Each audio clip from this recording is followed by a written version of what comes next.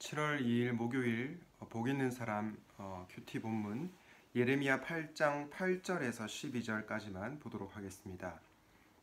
너희가 어찌 우리는 지혜가 있고 우리에게는 여호와의 율법이 있다 말하겠느냐. 참으로 서기관의 거짓의 붓이 거짓되게 하였나니 지혜롭다 하는 자들은 부끄러움을 당하며 두려워 떨다가 잡히리라. 보라, 그들이 여호와의 말을 버렸으니 그들에게 무슨 지혜가 있으랴. 그러므로 내가 그들의 아내를 타인에게 주겠고 그들의 밭을 그 차지할 자들에게 주리니 그들은 가장 작은 자로부터 큰 자까지 다 욕심내며 선지자로부터 제사장까지 다 거짓을 행함이라.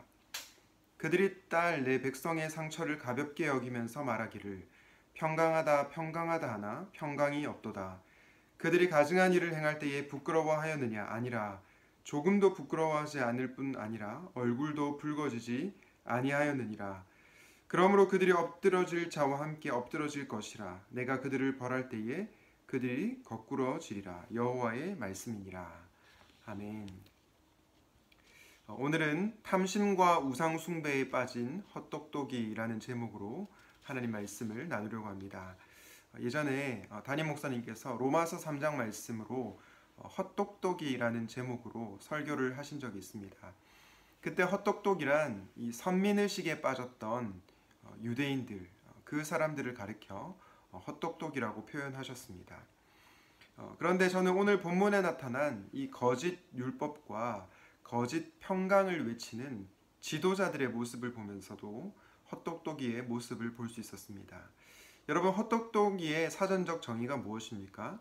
사전적 정의에 따르면 겉으로는 아는 것이 많아 보이지만 정작 알아야 할 것은 모르는, 또 어떤 것을 선택해야 하는 상황에서 판단을 제대로 하지 못하는 사람들을 헛똑똑이라고 합니다. 그런데 오늘 본문에 보면 그런 모습을 우리가 너무나 잘 확인할 수 있습니다.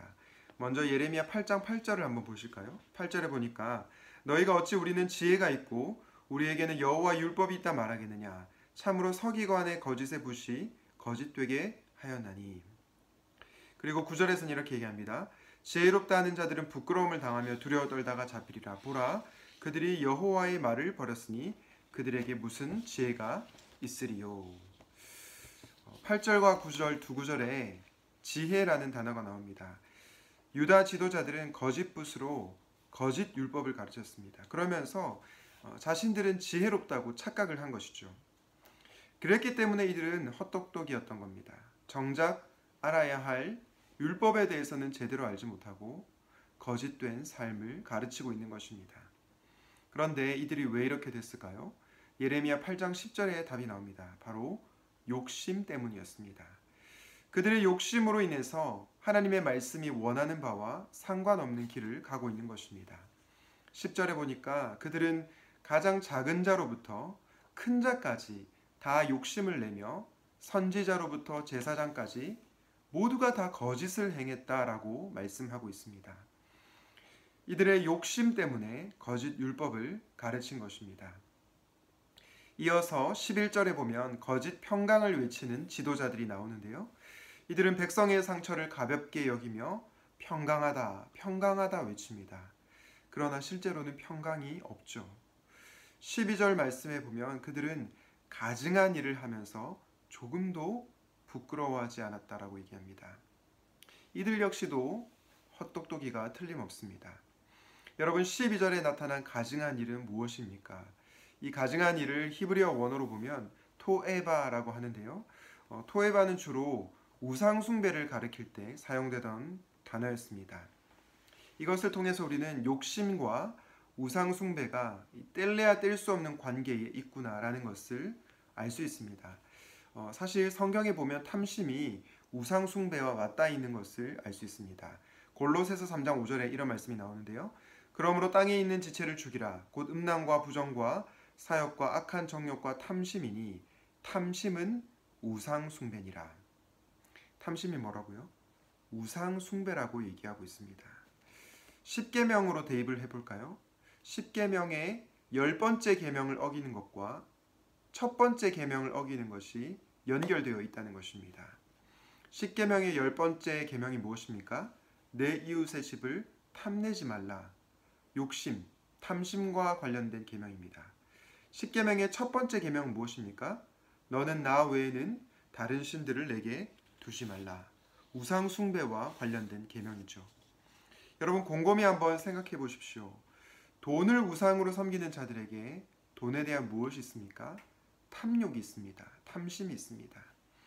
반대로 돈에 대한 탐심이 있는 자들은 어떻게 합니까? 하나님과 돈, 하나님과 만몬을 겸하여 섬깁니다. 이들에게는 돈이 우상인 것이죠. 이렇기 때문에 탐심과 우상 숭배는 맞닿아 있는 것입니다. 그런데 오늘 본문에 나타난 탐심과 우상 숭배에 빠졌던 이들이 누구입니까? 일반 백성이 아니고요. 지도자들입니다. 백성들의 죄악도 큰일인데 지도자들까지 탐심과 우상 숭배의 죄에 빠졌으니 이 얼마나 통탄할 만한 노릇입니까? 저는 오늘 본문 말씀을 묵상하는데 이 땅에 한국 교회가 오버랩되면서 너무 마음이 아팠습니다. 오늘날 한국 교회의 지도자들 중에 탐욕, 탐심에 빠진 사람들이 얼마나 많이 있습니까? 그러면서 자신은 지혜롭다고 착각하는 헛똑똑이들이 얼마나 많습니까? 저도 이렇게 될까봐 너무 두렵습니다. 여러분 또한 우상 숭배에 빠진 지도자들은 얼마나 또 많나요? 자기 스스로를 우상으로 섬기는 자들, 특정한 국가, 특정한 지도자, 특정한 목회자를 우상으로 만드는 자들, 하나님과 겸하여 섬기는 자들이 얼마나 이 땅 가운데 많이 있습니까? 저는 이런 모습을 생각할 때마다 가슴이 너무 답답합니다. 여러분들이 오늘은 특별히 교회의 영적 지도자들을 위해서 기도해 주시면 좋겠습니다. 교회의 영적 지도자들이 탐심에 빠져서 교회의 성도들을 잘못된 길로 인도하지 않게 하여 주시옵소서. 교회의 영적 지도자들이 하나님 대신 우상을 섬기면서 성도들에게 평강하다 평강하다 이 거짓 평강을 외치지 않게 하소서. 이런 기도가 이 시대에 꼭 필요한 기도일 줄로 믿습니다. 이 땅의 교회와 교회의 지도자들을 위해서 오늘 하루 기도하시는 사랑하는 주의 청년들이 되시기를 주님의 이름으로 축원드립니다. 기도하겠습니다. 하나님 아버지, 오늘은 탐심과 우상 숭배에 빠진 헛똑똑이 같은 지도자들의 모습을 보았습니다. 하나님, 우리에게도 탐심이 있지는 않습니까? 우리에게도 우상 숭배의 죄가 있지는 않습니까? 그렇다면 그 죄로부터 속히 돌이킬 수 있도록 인도하여 주시옵소서. 특별히 오늘은 교회의 지도자들을 위해서 기도합니다. 이 땅 가운데 탐심과 우상 숭배의 죄에 빠진 교회의 지도자들이 너무나도 많이 있습니다. 그러한 지도자들로 인해서 수많은 성도들이 잘못된 길을 가고 있습니다. 하나님, 우리를 불쌍히 여겨 주십시고 이 땅의 교회의 지도자들이 회개할 수 있도록 역사하여 주시며 또한 이 땅의 교회가 다시 한번 회복될 수 있도록 은혜를 내려 주시옵소서. 이 모든 말씀 예수님의 이름으로 기도드립니다. 아멘.